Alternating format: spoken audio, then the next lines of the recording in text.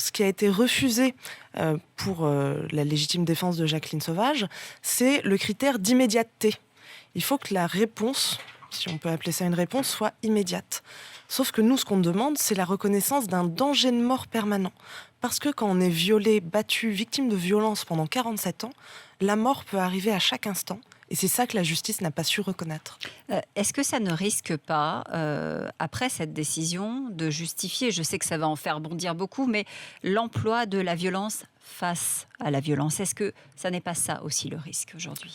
Non, je ne crois pas, parce que tout notre but, et là où on met toutes nos forces, c'est de s'employer à ce que le débat ne se porte pas sur la réponse que la victime a su trouver, qui n'était pas idéale, bien sûr, qui a été condamnée et qui est condamnable, à savoir le meurtre de son mari.